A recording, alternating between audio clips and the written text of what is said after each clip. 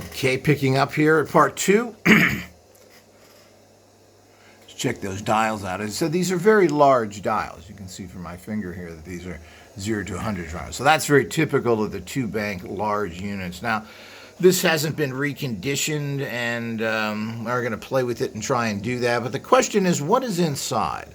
What exactly and how was Hieronymus machines actually made? What is the guts of it? And this is the question yet again. I mean, we do have patents from him.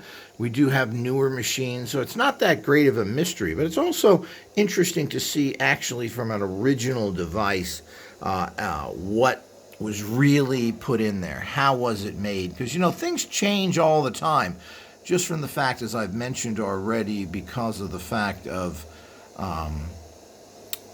parts that are available. New things come up. So we know his basic ideas, and of course he was started off with using a prism. Apparently this was stopped a little later on. I knew a person who claimed to have worked with him. He said that the prism was never important. That was just something you stuck in there as a little gimmick for patenting. So we just don't know with these people in general. We don't know what's going on in terms of what was in their head. Unfortunately, while there's a fair amount of information left on him as usual, he's written a book and so forth that had his history in it, which was quite interesting and difficult to obtain. I had that years ago.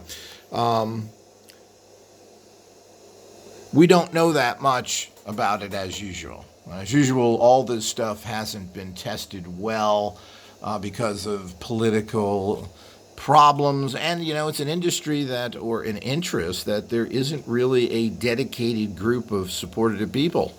I mean, you get like theatrical magicians have associations. They talk to each other.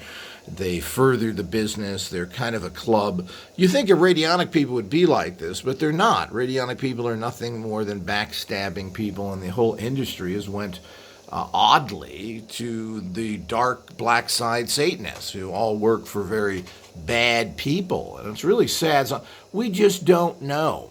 And the few associations there are really don't seem to be doing much of anything. And it's a lot of work to keep an organization going, and plain and simple, there isn't really enough support.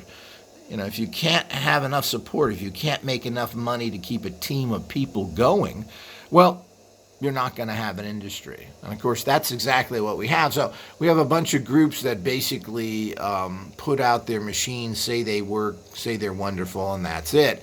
And unfortunately, it's not even the fact of being a business competition, which is a problem in a small market because everybody's fighting to try and make money in this area. The fact is the people involved in this are crazy Satanists, people who are totally unhinged, and this is all admitted. All you have to do is listen to and of what these people say, and they admit it. They're involved in some really terrible stuff, and they've been financed by a bunch of criminal organizations that run most of all of the metaphysics and the occult markets. And people just don't understand that. So this is one of the reasons why you're never getting anywhere. So it's not just business. There's some very strange things that have went on in this industry in the last 20 years, where it's been taken over by organized crime, criminals, Satanists, etc. It's really sad. Everybody in the industry is involved in it one way or another. Either they're victimized by it and marginalized, or they are participating in it.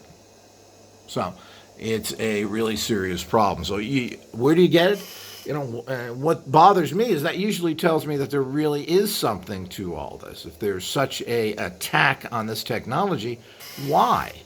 Well, it must really work. So all those who really want to see what's inside here, what's the guts, etc., you have to participate and support.